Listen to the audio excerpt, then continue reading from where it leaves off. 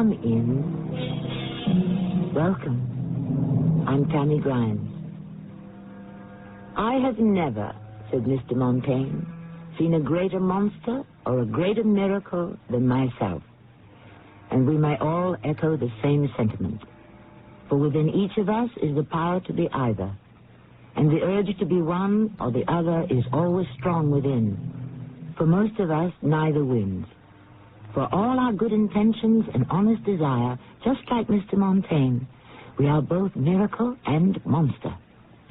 I'm afraid I don't understand what you're doing, Lieutenant. We are investigating the murder of Woody Marlowe. But he was killed 5 years ago. There is no statute of limitations on murder, Doctor. But he was killed by a prowler. Was he? Well, that's what you people said 5 years ago. Well, we're no longer satisfied with that assumption. Why? Do you have any new evidence? No. Then isn't all this a waste of time?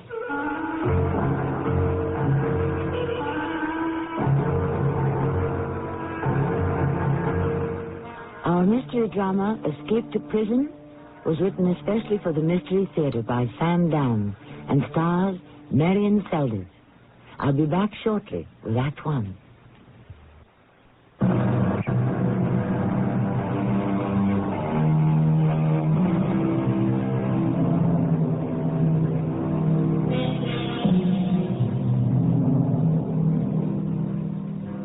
Let us, said a wise man, permit nature to take her own way. She better understands her own affairs than we do. True enough. But sometimes nature can require such a long time to take her way that we may very well assume that she has no intention of ever doing it. The answer is patience. Patience. Nature never forgives, never forgets. And her way may be long and difficult, but in the end, she always gets there. Depend on it. Tom? Oh, Tom! Liz! Oh, Tom, I'm so glad I caught you. What is it, Liz? What are you doing I've here? got something to give Woody. Give Woody? Isn't he flying to London with you? Woody? Liz, Liz, what? did you ask... Where's Woody? Yes, Woody. I don't Let me know. ask you again, where's Woody? You know. Woody, your oldest and dearest friend, my oldest and dearest husband, Woodrow Marlowe. You were the best man at his wedding. My wedding. I have a letter here, and I'm sure Woody would be quite interested. I want to catch him Liz, before the play... listen. What is it? Is something the matter? You have an odd tone in your voice. Yes, what? I don't know what to say. Oh, Woody is up to some shenanigans. He's not flying to London with you. Was the London trip part of a charade staged for my benefit? Liz. Are you trying to cover up for your pal? Liz, come with me Where? to the cocktail lounge. You'll miss your plane. Come on now, don't say another word. Just come with me. Did they make it the way you like it? Oh, it's just fine. I'm quite comfortable, thank you. I have a sneaking suspicion that Woody isn't here. Am I right? Yes, Liz. You're right. Well, can you tell me where is my wandering boy? You're not telling.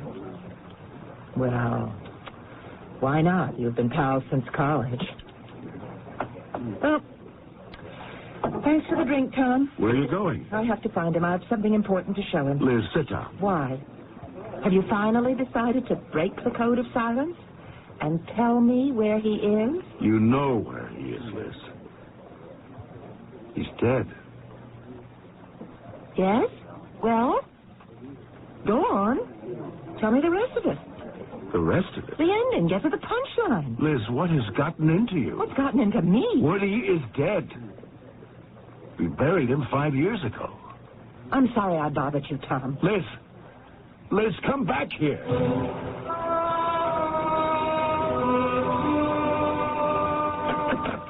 Rose, Yes, Liz. do you have the latest sales figures? They're up. All of them. The new perfume especially. Well, I want to put that together for my report to the board of directors. I've already started. I have a bit of a problem. Shoot. I can't locate Woody. You can't locate who? Woody. What's the matter with everybody today? Rose? Where'd she go? Rose? Liz, what did you just say to me on the phone? I said I can't locate Woody. If you want to locate Woody, all you have to do is go to the Crestwood Cemetery. All right, that's enough. Liz, what's the matter with you? What's the matter with me? What is the matter with everybody? What is it? A plot? Okay. Woody, sure. I have something here he should see. Well, what? It's just a little private matter between the two of us. Yes, of course. He was supposed to go to London with his pal Tom, and I thought I'd catch him at the airport. Of course, naturally, it was a hoax. He wasn't there. You know what I think you ought to do, Liz. I think you ought to go home. Why? But just lie down, rest. Oh, I see. You're in on it, too. In on what? Oh, I don't know, but everyone around here is talking as if I were crazy. No, Liz, it's just... Look, I don't blame you. You've been working so hard. But now it's time for the payoff. You've made it, Liz. You'll be president of the company. I simply want an answer. Oh, you're afraid you won't be elected. You know that's nonsense. The board of directors is scared to death you'll laugh at them and go elsewhere. No. You're sitting on top of the world, Liz. It's all yours. I think you've just realized it. Oh, you're very tired. Go home and get some rest. You haven't seen him either. Oh, yes, I'm all right. What makes you ask?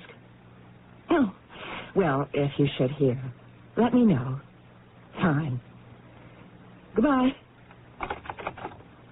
Oh, God. What is this? A conspiracy? Hello? Oh, Jim. Liz. Fine. Tell me, is Woody with you by any chance?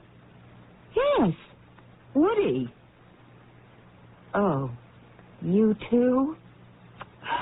Thank you. Oh, why am I wasting my time with all these people? I know where he is.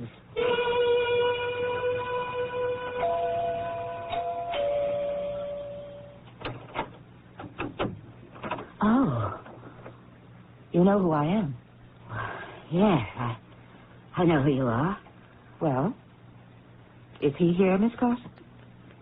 Is who here? Woody. Excuse me, I have something to say to him. Woody? Where is he? Who are you calling? Woody? Woody? Do you realize what you're saying? I realize that my husband has lied to me. He said he was going to London, but that's just to cover up the fact that he's here with you. You and Woody have been having an affair for the last 3 months. Oh, that isn't true. No? Woody is dead. He was killed 5 years ago. Oh, I see you've been well coached. You deny that he is here? Why don't you satisfy yourself?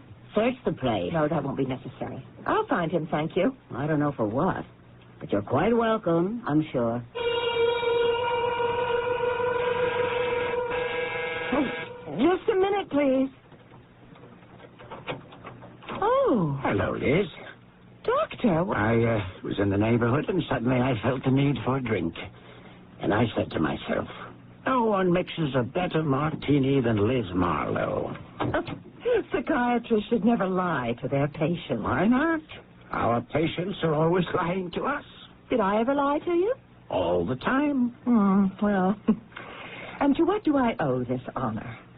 Well, Liz, I've been receiving phone calls all day from a variety of your friends. Yes? They're alarmed.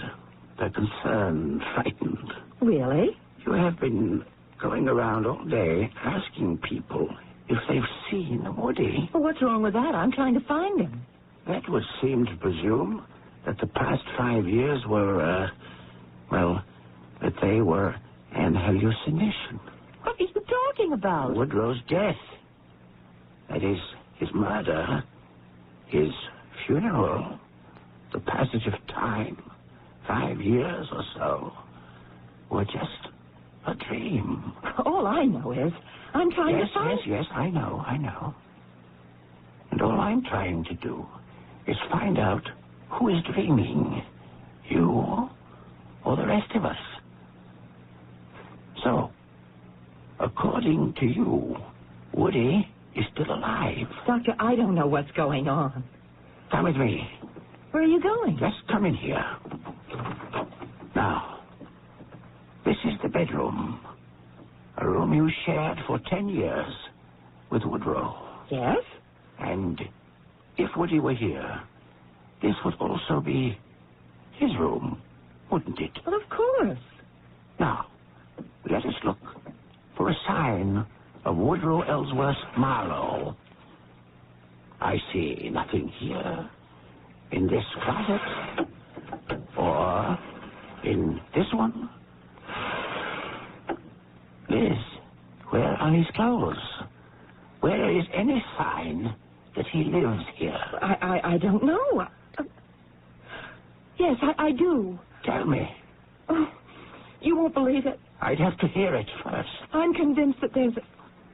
Don't ask me why, but I'm convinced that I must be the victim of a plot. Oh, good Lord, how that must sound. Don't worry about how it sounds. Just go on. Ballard. Ted Ballard. He could very well be in back of it. Ballard? He's the only one on the board of directors who's opposed to my becoming president of the company. But he's going to be outvoted. And therefore, he's trying something else. Oh? What? Yes, he's attempting to undermine my sanity. How can he do that? Oh, can't you see? He's creating this fiction that Woody died 5 years ago. But how can he do that? Oh, easily enough. Before he could even get it off the ground, Woody would have to cooperate. Disappear. But he did. You see, Woody doesn't want me to become president either. I didn't know that. Oh, Woody and I, we both went to work for the company fresh out of college, and I rose much higher than he did. Woody would like to see me taken down a peg. So he's lying low. So much for Woody. And how do you account for Rose? She is definitely a partisan of yours. The stakes are pretty high for Ballard. He may have said to her, help me to force Liz out, and you can have her job. Sounds like quite a plot. Well, the world around us is filled with plots that are even more bizarre. Is anything improbable these days? Do you still keep them in your desk drawer? What? The letters you once showed me. Oh, Yes. Tied in black ribbon. All the condolences you received following Woody's death. I tell you, Doctor, those letters are part of the plot. All right, Liz, all right. I want to take you for a drive. Where are we going? You'll see when we get there. Oh, Doctor, don't treat me as if I were crazy. Then don't you treat me as if I'm crazy either. Now, shall we get to the bottom of this thing?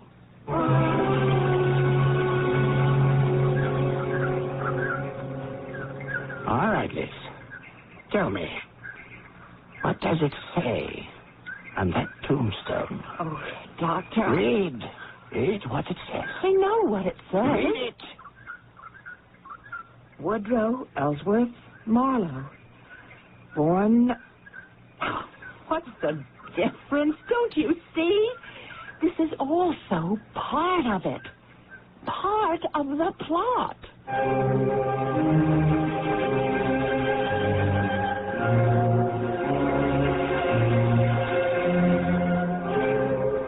One plot we know about for sure, the cemetery plot, on which they are presently standing.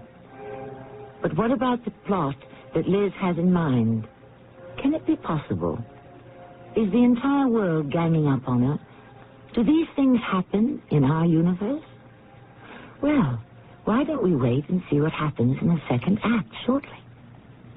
Hey, Charlie, get up. Time to go fishing. It's the middle of the night. It's 6:30 in the morning. I've got a better idea. The fish are waiting, Charlie. Steaming hot cakes and sausage. The motor's already on the boat. Ice-cold orange juice.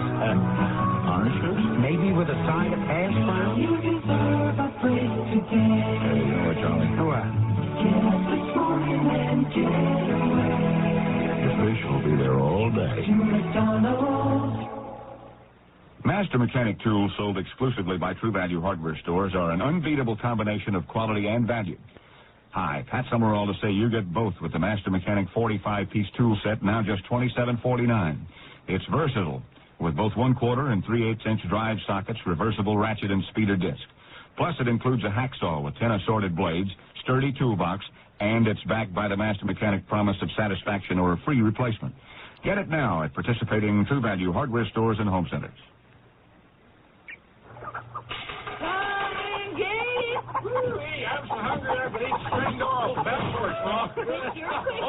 Not too long ago, most Americans lived in small towns and on farms and ranches. There wasn't much to do in those days but work and eat. It was not unusual for a person to consume 4,000 calories a day. But when you spent 10 hours behind a strong-willed mule and a sod-busting plow, you burned up a lot of energy.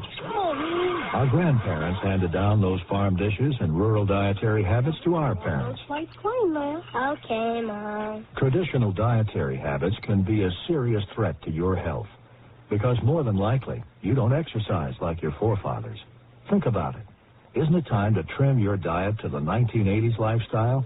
This message brought to you by the American Heart Association, who asks you to give the gift of love. Your gift is the gift of love.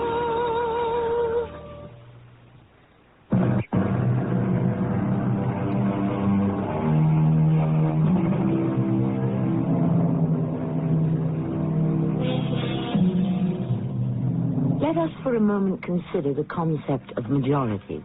We have a Mr. Wendell Phillips who said that one, on God's side, is a majority. President Andrew Jackson who said that one with courage is a majority. And President Calvin Coolidge who held that one with the law is a majority. These are all fine and noble sentiments, and they may even be true. But some of the folk who hold to them can be very lonesome at times. So, you see, my dear Liz, here is Woody's grave. Sure. You mean you refuse to accept this as evidence of his death?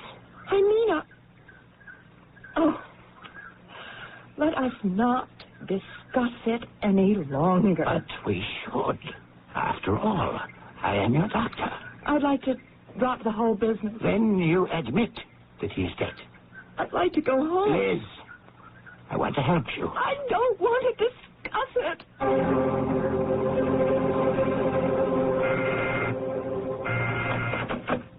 Yes? Who? Oh, well, of course. Ask her to come in. Well, good morning, Liz. Won't you sit down? Thank you, Mr. Ballard. Mr. Ballard. And here I thought we were Ted and Liz. I prefer it as Mr. Ballard and Mrs. Marlowe. I had thought that we were getting along famously. You're opposed to my being elected president of the company, aren't you? Oh, that. Well, yes. Yes. Now it comes out. Well, I'm not aware that it was ever a secret. May I ask why?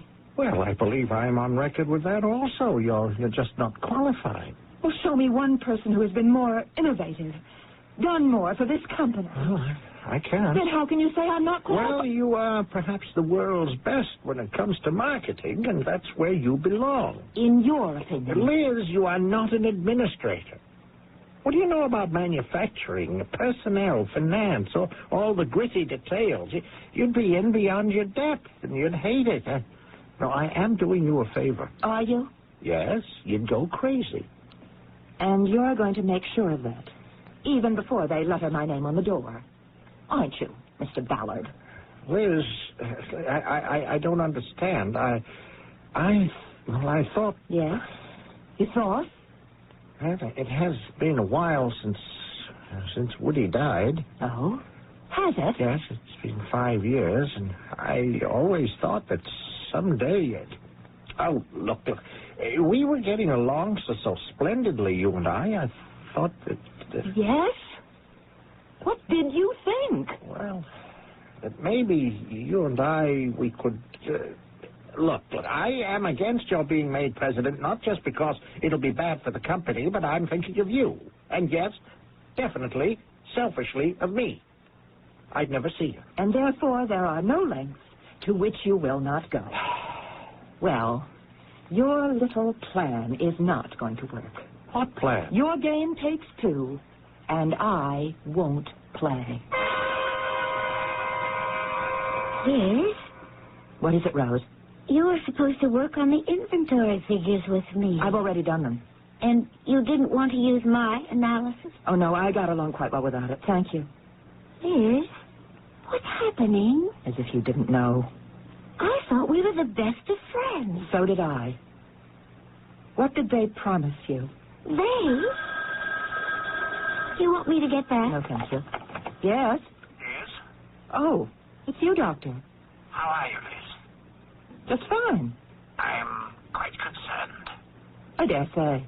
Liz, please, come to the office. Why?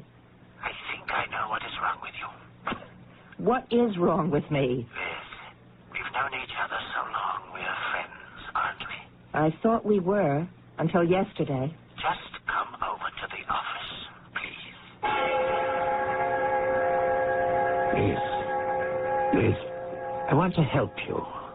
Believe me, I have spoken to everybody who has seen you since yesterday. Come to the point. It's Ballard. Ted Ballard. Finally. He is behind this, isn't he? You admit it. And I'm not crazy. You are in love with Ted Ballard. Me? In love with Ted Ballard? Yes. Oh, that's nonsense. Is it? Well, I couldn't conceive of such a ridiculous...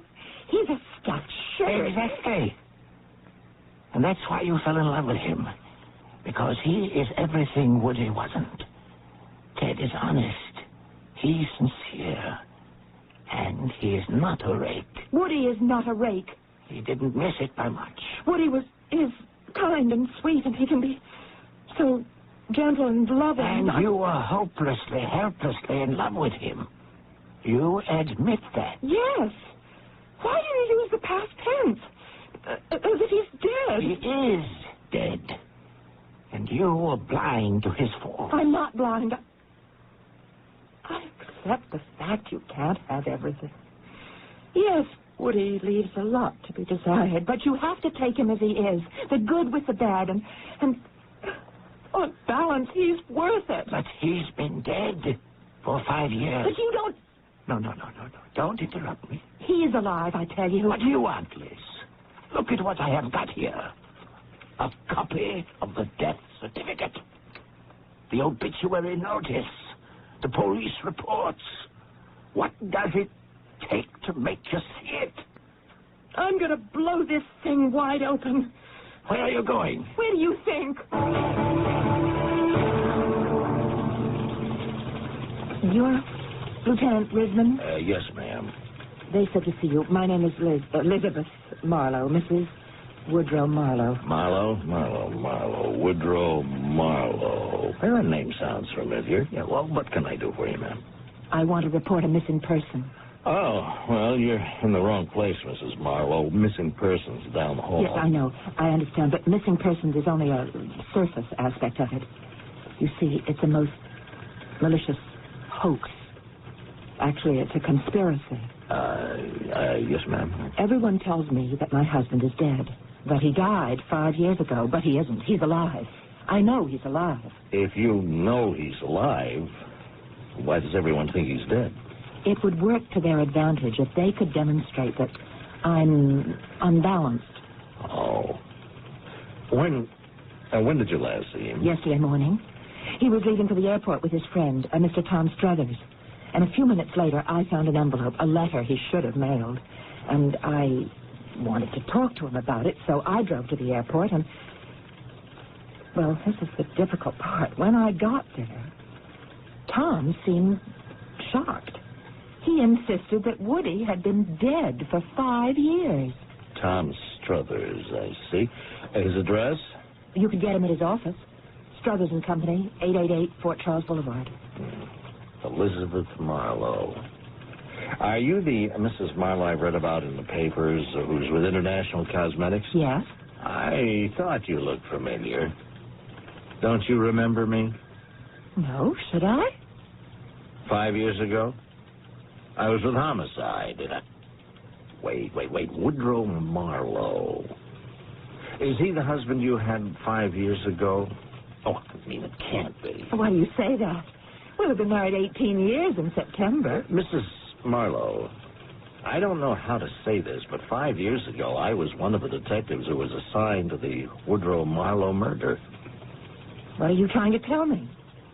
Well, if we're talking about the same person, he's dead. I see. I had no idea it went this far. What went this far? The conspiracy. I'm sorry I bothered you.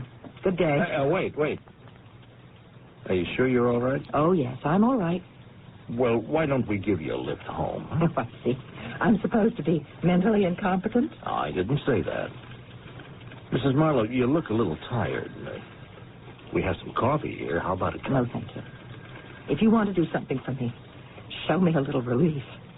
Everywhere I turn, people insist that I'm crazy. But I know that Woody is alive. All right. I'll tell you what I'll do. I'll go along with it. You will?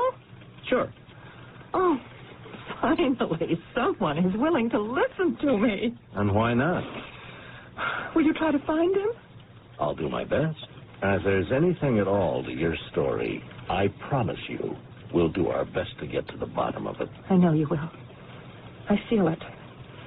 Oh, you just don't know what a weight's been lifted. Oh, just think I'm not alone in this anymore. Will you be in touch with me? Oh, absolutely. Good, because I want to be kept up to date. Here's my card. It has my office and my home numbers. You will call me.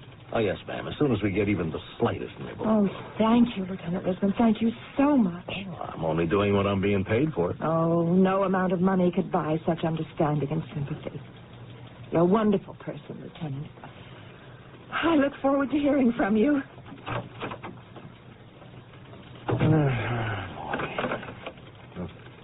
Eddie, go back 5 years, will you? Homicide. Get me the files on the Woodrow Marlowe murder.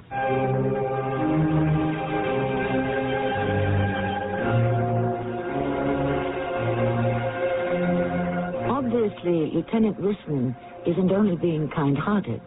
He is also functioning as a cop. Well, who says one must rule out the other? And if being kind also brings in a bonus, as far as the line of duty is concerned, why is that bad? It isn't, as we shall see presently in Act 3. Taking a laxative? Yeah, traveling throws my system off. But so can a laxative. Not Metamucil. That's Metamucil? Metamucil instant mix in little packets. Oh. Easy to take along. And easy on your system. Because Metamucil is made from natural fiber with no chemical stimulants, more doctors recommend Metamucil for really gentle relief. I like that orange flavor. Me too. Easy to take. If not nature, Metamucil. Read label and follow directions. Thursday on CBS TV. Separated for 15 years, father and daughter are reunited by a dream they share. Kyle ran belief in that horse. But life could get in the way. George lost that race by accident. How can a drunk be a winner? And when tragedy strikes, only her courage can save them. Christy McNichol, Lauren Oates, and Eileen Brennan star in My Old Man, a CBS special movie, Thursday night at 9, 8 Central and Mountain on CBS TV. This is Lena Horn. Before I began my volunteer work for the American Cancer Society, I didn't know too much about what the society actually does to help people. I knew that the rates of blacks getting cancer are higher than among whites, and the cancer death rates are higher too. But it was only when someone who means a lot to me got cancer that I learned how much even information alone can mean to a family when the disease strikes. When you don't know where to turn, help like that is a real blessing.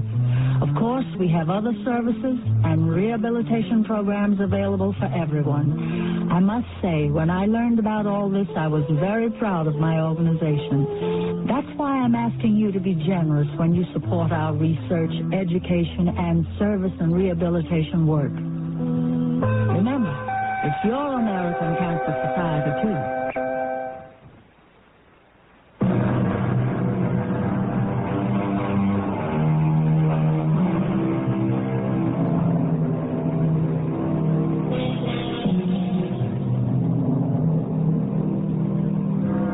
For thousands of years, the accepted wisdom held that the earth was flat.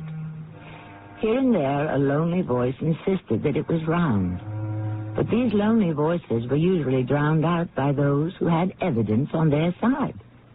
Years later, the positions were reversed.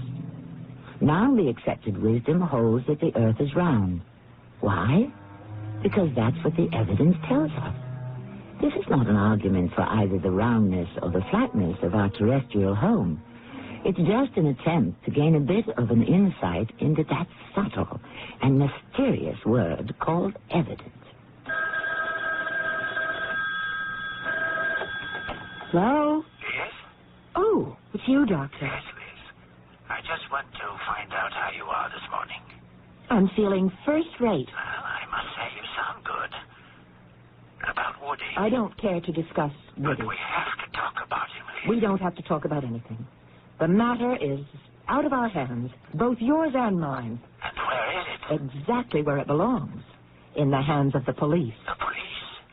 And they promised me they would investigate. But they can't do that. Goodbye, Doctor. Lieutenant Richmond? Yes, sir? I am Dr. Andrew Soros. I happen to be Mrs. Marlowe's psychiatrist. Oh, yes? Do I understand correctly that you people are investigating the disappearance of Woodrow Marlowe? Isn't it a waste of time, money, and manpower to try to find a man who is already dead? Yes, sir, it is. Then why are you doing it? Doctor, why should Mrs. Marlowe suddenly believe he's alive? Well, that is a very complex psychological problem. Well, it won't do any harm to go over the ground again. It simply seems like an exercise in futility. Doctor, do you have any reason for not wanting to have this murder case reopened? I know. What reason could I possibly have?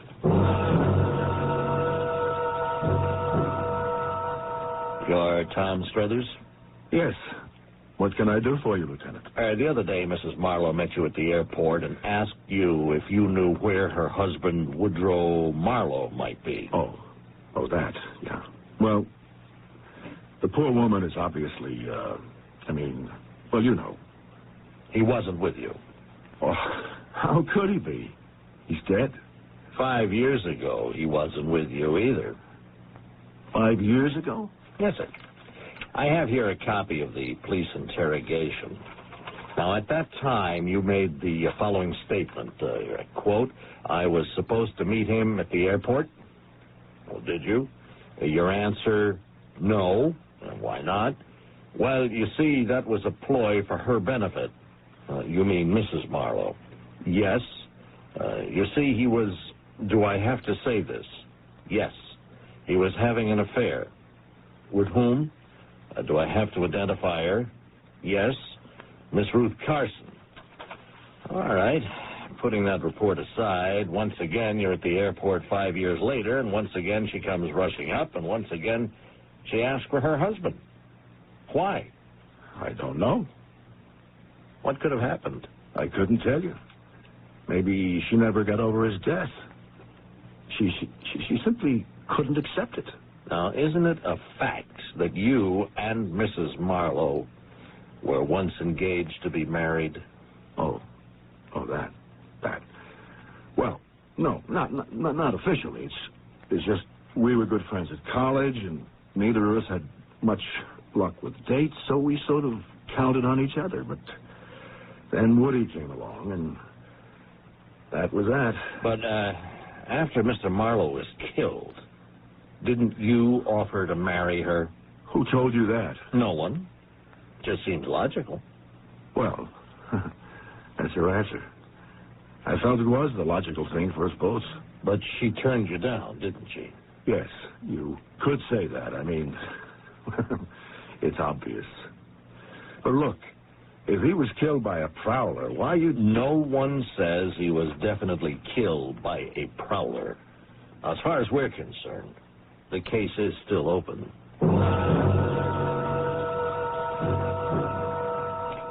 Woody Marlowe. All of a sudden he's back, isn't he? Back, Miss Carson? Well, in a manner of speaking. Now, 5 years ago, he told his wife he was going to London. Actually, he had intended to spend a week or 10 days with you. This is the first I've ever heard of it. Well, I've already heard from people who told me that that was the plan. He was supposed to write me and tell me what his plans were. Right? Well, why not call? Oh, he was getting a little nervous. He was afraid maybe my phone might be tapped. By whom? He had an idea she might have put some private detectives on him. Oh, then you admit that the two of you were having an affair, huh?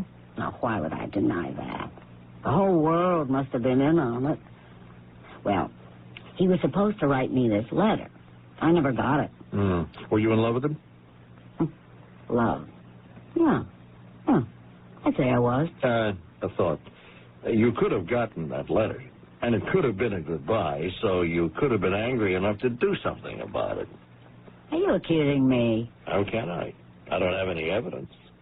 But if I had that letter... Hey, Lieutenant, if I killed every guy who kissed me goodbye, it'd be a one-woman crime wave.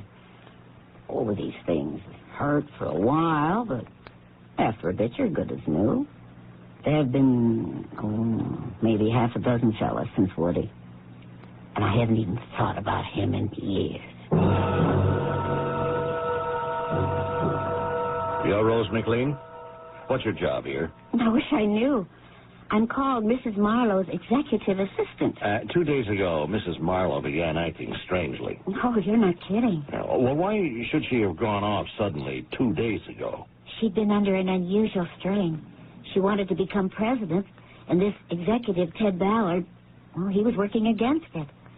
And maybe that's why she thought Woody was still alive. She wanted him to be alive. But Woody never gave her that kind of hard time. What kind of a hard time did he give her? Poor Woody. If he saw anything in his skirt, he simply had to chase it. Did he ever chase you? Why would Woody want me? Well, why would you want Woody? Maybe to get back at Liz Marlowe. She must have given you a hard time. Moody, temperamental, hard to please. Wasn't she? Oh, yes. She was all of that. What sweeter revenge? What better way to cut her down to size? But then, of course, it might have backfired. You might have fallen in love with him. Although you instigated it, you might have become furious at being used. You could have killed him. Yes, I could have. But I didn't. Lieutenant, how kind of you. Well, you didn't have to come here. I could have gone down to headquarters. Well, I thought it would be easier for us to talk in your home, Mrs. Marlowe. Oh, please come in. Thank you. Do you have any news for me? I may have. Is there any word of Woody? You are absolutely and sincerely convinced that your husband was not killed 5 years ago? Yes. And that you are the victim of some plot? Yes. Mrs. Marlowe, 5 years ago, you went to the airport to find your husband. 2 days ago, I went to the airport to find my husband. Listen to this report from the files. I found a letter. I thought Woody'd be interested, so I decided to get it to him before he boarded the plane. Now, that's what you told the investigating officer. That's what I told Tom Struthers just the other day at the airport. Now, at that time, none of the detectives asked about the letter. What kind of letter, what was in it. And now again, there is a letter. Is it the same letter? The same as what? Very well. What kind of letter was it? It was a letter. Do you have the letter? No. Will you tell me what it said? No. Mrs. Marlowe, I thought we were friends. We are. Then why can't you tell me? Because it's highly personal. It concerns my husband and me. Well, was this a letter that was addressed to you? No. Was it addressed to him? No. You said, I found the letter. Now, if it wasn't addressed to either of you, what was it doing in your house? Shall I tell you? What can you possibly tell me, Lieutenant? This was a letter that your husband had written. To whom? To Ruth Carson. You can't prove that. But it is true, isn't it? I don't know what you're talking about.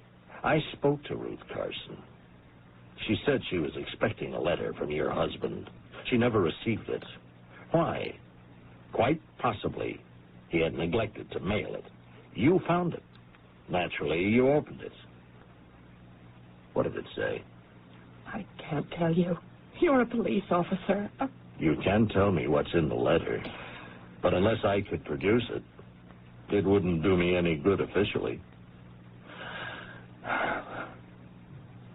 My darling Ruth, now, for the first time, I am truly, really in love, totally, completely committed. I have finally found a real woman, you. First, I must disconnect myself from this cold machine, this robot to whom I am married. But we'll talk of that later. Meanwhile, we shall have 10 heavenly days together, which shall be all the sweeter because they are stolen. She thinks I'm going to London. She's a fool. And soon she shall no longer disturb our lives. All my love, Woody. You found this letter. And I confronted him and he laughed in my face. He had a target pistol. And before I knew what I was doing, it was out of the drawer and in my hand. Are you crazy? He shouted. No, I said. I've just regained my senses and I shot him without even thinking. Wasn't like me at all to act on impulse. I mean, without preparing, without planning. But you see, it worked out. Sometimes these spur-of-the-moment things are best. I went to the airport to claim I was looking for him. I got rid of the gun. Where is it now? I threw it off the Harrison Street Bridge, and everybody just assumed that Woody must have been killed by a burglar. No one suspected me. Now, right this minute, you are saying that he's dead. Oh, yes, of course. But for the past 48 hours, you kept insisting that he was alive. Did I? You know you did. No, I don't. I want to believe he's alive so badly that there are times that I actually think it's true. It's something that comes and goes. Usually I can control it and keep it to myself. But if what you're saying is true, this is the first time it's been so severe. It actually possessed me completely. You threw away the gun. And the letter? I tore it up. Then neither of them exist. And we have no real evidence. I know. But what are you going to do about it? Now, these attacks of conscience, or whatever you choose to call them, they occur more and more frequently now, don't they? Yes. And they last longer. They become more and more intense. Yes. And this time, you actually lost control. I suppose I did. What do you want to do about it? I don't want to go to prison. But you are in prison now. A prison more grim and destructive than anything with steel bars and stone walls. You know what that prison is, don't you? Yes. It's the prison of your own mind. And you're condemned to stay there for the rest of your life. Let me help you escape. Escape where? To our prison, where you'll spend whatever time a jury decides. Now, it may not be for too long. You were provoked beyond endurance. It was unpremeditated. Now you'll serve your time, and then finally you'll be free. Yes. Free? Let me help you escape. Escape? To prison? Oh, yes, please. Help me.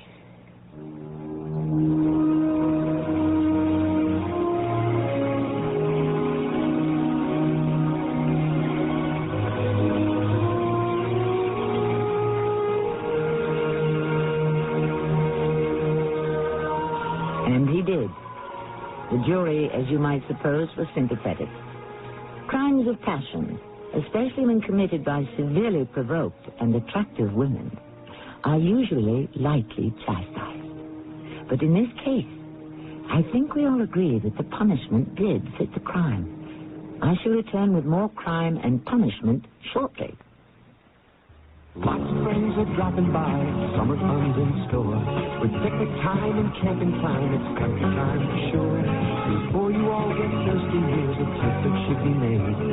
Get a drink that tastes like good old-fashioned lemonade.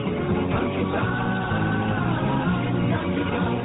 With lots of hot weather, barbecues, and picnics ahead, get down to your store for plenty of country time lemonade-flavored drinks. Tastes like good old-fashioned lemonade. Countdown to Cure. Bill Bixby with a message from the Leukemia Society of America. Leukemia is responsible for the deaths of more children than any other disease, and more adults than children. Research by the Leukemia Society of America has brought us this close to finding a cure, but we need your help to continue the fight. It'll be a happy day when we put an end to this killer. It's a matter of time. If you've been putting money aside, you can almost see inflation eroding its buying power, unless it's earning high interest rates or substantial dividends. And right now, thanks to Dreyfus Liquid Assets, even a small investment can profit from the currently high interest rates with complete cash availability. Think of your Dreyfus Liquid Assets account as an income-earning investment with free checking privileges. Privileges that allow you to pay bills and still earn money till the checks clear. You can even withdraw all or part of your cash by phone. There's never a penalty, never a sales or withdrawal charge. To get all the details, call toll-free 800-228-5000 for a simple, no-jargon information booklet and a prospectus including management fee, charges, and expenses. Find out how Dreyfus Liquid Assets helps you get the lion's share from today's high interest rates. Read the prospectus carefully before you invest. 800-228-5000. No charge for the call. 800-228-5000. Call now.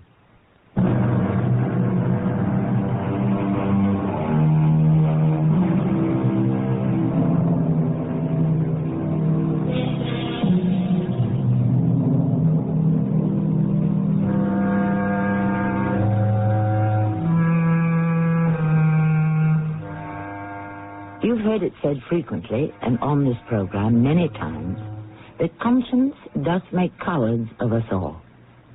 Not to dispute with the Bard of Avon, I might venture to suggest that this interpretation restricts conscience to a somewhat narrow field of activity. Conscience does more than make us cowards. It makes us fools. It makes us dreamers. It distorts and tortures our entire concept of the world about us. For after all, what is conscience but outraged nature striking back? Our cast included Earl Hammond, Evie Juster, Bernard Grant, and Marion Seldes. The entire production was under the direction of Hyman Brown. This is Tammy Grimes inviting you to return to our Mystery Theater for another adventure in the macabre. Until then. Ambassador Rowney read a letter from President Reagan. The letter endorsed the talks and called them a historic opportunity